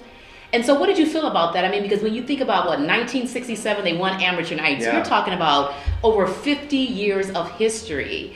So have you contacted them or heard anything from them in regards to that? No. And the thing is, for me, I always I'll go back, and what I do is I looked at the Apollo thing, and I saw how, 2 years prior they were touting, oh, King of Pop and all this stuff. That's what triggered me in that way. Like, it'd be one thing if they never in their history of 50 years had accepted the Jacksons or been like, oh, these are the people that we helped launch. But when they use those words, like, you know, their first appearance or this was on our stage, then I'm like, then you own it then, you know, and don't try and, because of this controversy, which shouldn't even be happening, now all of a sudden try and distance yourself. And then even the Jackson 5, they relate their success and where they are to, you know, what they became from the Apollo. Well, I also think of my uncle, and I think of him and how proud he was right. about the Apollo Theater and how many times we used to watch, you know, the shows and the, you know, the Sandman and all that stuff. Right. And with him, and those memories come, and then it's like they try to erase him now, and it's like that would have hurt him so bad. You know, being a proud Black American, that would have hurt him. And no one wants to be forgotten, especially when you leave a legacy like that. I mean, it's and just a proud legacy, right? In that way, and so and they know what they were doing. That's why. And that's what I was going to ask you. Is there a reason that you feel that the Jackson 5 was? It was an HBO documentary. Okay. So that's you know, that's all I have to say in terms of that. Like, it's just, but that, I think truth should go over, you know, pettiness in that way. I mean, they're part of history. And you literally can't tell the story of the Apollo without the Jackson 5. That's like leaving out James Brown. I mean, James Brown had some accusations of spousal abuse. Yeah. You gonna leave him out too? I mean, not only did this place launch these artists, but they made the Apollo what it was. What it was, and that's the thing, and that's what bothered me more than anything was that. I remember the excitement in '82 when Billie Jean broke. Then you followed that a few months later with Beat It. People everywhere were glued to their sets watching you on MTV, and with each passing video project, you've kept the excitement going. So on behalf of MTV and our audience, I'm thrilled to present you, the biggest selling recording artist of all time, with the award for MTV's Video Vanguard of the Decade. One of the reactions after Leaving Neverland came from MTV. They considered removing Michael Jackson's name from the MTV Michael Jackson Vanguard Award. Now, do you think that their reaction was irrational? I definitely do. It's hard because there's a lot of corporate pressure in terms of from the public and stuff like that. But I look at it from my point of view in terms of what I know, and I know that my uncle. There are times when my uncle saved MTV in terms of where they were begging him to perform on an award show, because the last year's figures were so low that if he didn't perform, then they'd go under. And so that kind of stuff bothers me, because there should be a loyalty and a respect factor in that way. And I'm so happy that Missy Elliott did call it the Michael Jackson Video Vanguard Award, because it was a proud moment for my uncle, that accepting that award and getting that award. And he deserved that award, you know, for what he pioneered and fought for. I mean, MTV became MTV because of Thriller. Because of Michael Jackson. Yeah, absolutely. And no one disputes that. That's the thing. So how dare you do that? Yeah. So that was and at the peak of these allegations, now that you mentioned Missy Elliott, at the peak of these allegations, the primary ones, when this all started to just, you know, become a pinnacle problem for him. I remember Missy did a special she was involved in, Beyonce was involved in, a few other names, and I remember, I think Alicia Keys was involved in it. I was so proud of them for that, because that was a time that was so hot. It was almost, if you supported him, it was a risk that it would affect you. You know, I also realized that the hip hop community really supported him a lot from the drop. Yeah. But I also realized why is because the hip hop community is also used to being demonized and from the media and through life in terms of that. So you have to live that to go, wait a minute, I don't just trust that, you know. Right. I have to know the evidence and know what's going on. I'm just not going to blindly trust anyone. And that's what I always said. I said, I would rather you be cautious and go through everything than just blindly trust me or the other side. I think they're also thinking about themselves, because when you think about it, they're trying to get to that place where Michael Jackson's at now. I hear people buying, you know, coordinating with NFL teams and doing things, so they're going higher, and they have to realize if they can do that to him, then they can do the same thing to you. And I think some people are not realizing that the higher you get, then eventually they will find a way to bring you back down. But I think like you make a phenomenal point, because as Black Americans from urban areas, that's always been a part of our reality, big or small. Oh, yeah. You know, so we've always had to deal with the idea that Blacks are constantly trying to be disempowered. And I come from Baltimore City, so I see that every day. I mean, I quoted for them when we were meeting prior about this. Jay-Z had a song where he goes, "Oh, you not Black, you OJ." Okay. You know what I mean? And it's like no matter the level that we're at, that's always going to be a challenge. So you make a great point that hip hop stood behind him, because most people are from less fortunate urban areas, and they get it. They know that. They've experienced I mean, look at the prison system. It's full unjustly with Black people, and this is the same thing. Someone knows someone that has been unjustly accused. Yeah, so many or killed, even worse. And so here we see this happen to Michael, and we know, we don't blindly trust. You pause. Right. That's the thing. Just because it's on the news, that don't mean nothing to us. Exactly, and that's the pause is what was necessary. Right. And that's what I said about the Oprah thing, was it didn't allow that pause. Rotten Tomatoes. That was very interesting. You point out on your Twitter about the Rotten Tomatoes that was not a score for audience, and that was I was like, what is that? It was the 98% of the critics praising Leaving Neverland. And that you noticed the letter that was you saw from someone else that was during the Emmy voting. Yes, and that was after the voting had ended that they then put it on. So they basically, because I do believe, I mean, I'm around Hollywood all the time, so I believe that people would have went to that Rotten Tomatoes, and they would have seen the audience score low, it would have influenced them on their voting. But they stacked the deck against, you know. Yeah, because I mean, I've never seen them do that before. They've never done that before. They did that the same with IMDb, and I pointed the other day, and you retweet my tweet. But it was very interesting. I was on Michael Jackson IMDb, and the first things that is popping up on his profile, not on their profile. They can do whatever they want with their credits, but don't put the trailer of your documentary on an artist's profile. That's not one of his credits. He doesn't get a credit. This is really pissing me off. But you know, it's interesting because it shows you the agenda. It shows you the time and effort put into the plot. Oh, 100%. And that's why I had to call out Rotten Tomato, because, you know, them being, I don't know if it was partially or fully owned by Warner. You know, it's all a family thing. You know, Warner being HBO and all that stuff, and AOL. So it's like, it all ties into each other in that way. But that's why your voice is so important, because we get everyone else's input but when you get like the family's input, and that's what kind of leads me into this situation, this comment, when we're talking about just having 3 or 4 people removed and not really, you know, family. Elton John said, God knows what was going on in his head, and God knows what prescription drugs he was being pumped full of. But every time I saw him in his later years, I came away thinking the poor guy had totally lost his marbles, genuinely mentally ill, and a disturbing person to be around. And I'm thinking, wow. So how was Michael Jackson's life the last 4 years? I mean, Elton John is saying that this person has totally lost his marbles. From you being around him, not that third person removed, what did you see? How was Michael Jackson's... You know, my uncle was defeated. Whether he won the court case or not won the court case, he was a broken soul at that point. Like, they had won because they had stripped Neverland away from him. The place that he built to be the happiest place on earth, minus Disney, you know, Disney, that's Disney's slogan, but he wanted that feeling of it, like this healing power. Now it became dirty. Now it became somewhere that, like, it's not his, as he said, it's not a home anymore. It's a place to visit, but it's not home. And so the one place that used to be the place that brought joy now brings pain. So he was walking around a broken man. I mean, and after going through all of that, and you're thinking he still has to be a father. That's what people, you know, you look at the outs.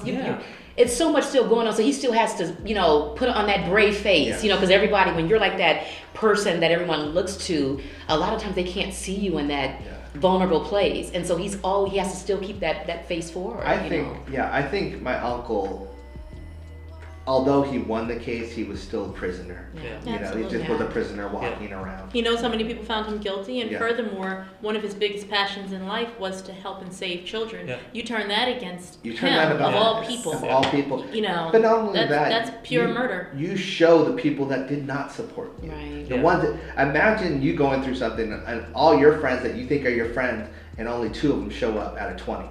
you'd be like, that's devastating to you, especially the closer they are to you. Right. Yeah. And I think that hurt him as well, because him already being an extra sensitive person and going, I thought you would have my back. I thought you would have believed me or believed in me. And random people, I wouldn't say strangers, but other people in the industry that I never would have thought were there for him in that way. You know, some of the Waynes were there for him, you know, and became really close to him during the trial. I'll never forget that, you know, and I respect them for that in that way. Yeah, that's the way it goes sometimes. People you least expect have your back. Yep. Yeah. And it's the interesting part of the last 4 years, he was a father as well. So the kids, they have an image of him as a father, and they describe him as the best father on earth. So I can't match the image that he was describing in his book, because I read the whole story that he went to his house and then he was playing with the kid. Yeah, but that was Michael anyway. I was gonna say, well, there's nothing. That's what Michael would do. I do that. Like I go to someone's house and play with the kids. It doesn't, you know. Does that make me a bad person? Like I don't. Oh, lost your mind. Yeah. Well, Elton was selling his book. You know, and I know there's Michael is one of the few celebrities. There's you know a laundry list of people that were like, what? You know, he threw out names and had accounts of stuff that people were like, that never happened. And I think it was very disheartening, because I'm a big Elton John fan, and you know, my uncle had a code too as well. He never talked bad about other artists. You know, and I think that's just disrespectful, especially when my uncle's not there to defend himself. I don't care if he's selling a book or whatever it is, you know. And I don't think Elton's in a place to, you know, from his own life to be able to judge people. And that's the hypocritical thing that I always say bothers me. I think this Leaving Neverland, it stings now, but throughout the generations, we're going to tell the truth. We're going to keep the legacy alive and pass it. I just wanted to make sure that we were armed with the right information. You can only tell what you know. I mean, there is no artist I can think of that I can say that my grandparents listened to as much as my daughter. I mean, that's crazy. And that's the magic of it. But that's 4 generations. But that's the threat too, and that's the thing. That's the threat of Michael Jackson and that whole legacy of the Jacksons, is because it's not only one demographic and it's not only one race. And you know, I think when my uncle had the target on his back too, it was not only from the catalog, it's when you start seeing grown men faint off of someone, you know, in another country, and you start seeing grown men faint. That's power. That's the thing. That's what made people like myself connect to him beyond the music. I'm a music lover extraordinaire, but there was a special connection I had with Michael. It feels like a spiritual connection, because he was so much bigger than his music. He was so much bigger than the messages in his music. His heart, if you really studied Michael, was this phenomenal Christ-like being. I mean, and he cared so much. That's the danger of it, because he was a spiritual person that people connected with, and that's the threat of it, as you just said that. Like, everyone around, because I get to hear it from everyone, it's a spiritual connection that they've had with Michael in terms of through his music or through seeing him or something he said or this or that, they feel connected with him. And that's why, that's the threat of it, is because I don't feel no person should be, you know, honored like that. My uncle's lived for that legacy, and I don't want my daughter growing up in the wrong legacy, you know, as well. So it was an easy decision, because I was fighting for her too. I don't want her growing up and kids teasing her off of some stupid documentary that's not true. And so I said, if I have to be one of the people to set this straight in that way. And she always gave me, my daughter always gave me inspiration, but it's just like, I did sacrifice hours of spending time with her and stuff like that, but it was worth it, because my uncle was so incredible to us that it felt like an honor to do that. And that's what people don't understand sometimes, especially when someone passes, period. But if if a lot of people know them, everyone else can go home and go to sleep. But you still have a hole in your heart. I mean, as fans and friends, I understand that we care about people too, but it's something about that family. You have that hole, and so when you wake up in the morning, you're checking to see what's going on, keeping the legacy alive, trying to work on things with your family. We can go about our day, our business, but this is something that you live and breathe. It's always a part of your life. And I wear the name, so it's like, you know, it's like having. You can't escape it. It's nothing. You know? So it's like, and I don't want to. That's the thing. Well, the thing is I want to make sure that I don't, you know, in terms of that, like, I'm not going to let them tarnish that name, because that name stands for a lot of great things. We want to thank you, Taj, for being so open and transparent with us during this interview. Taj, you have a really great heart, and we know your uncle is proud of the stand that you made to keep his legacy and the Jackson name alive. Thank you for watching.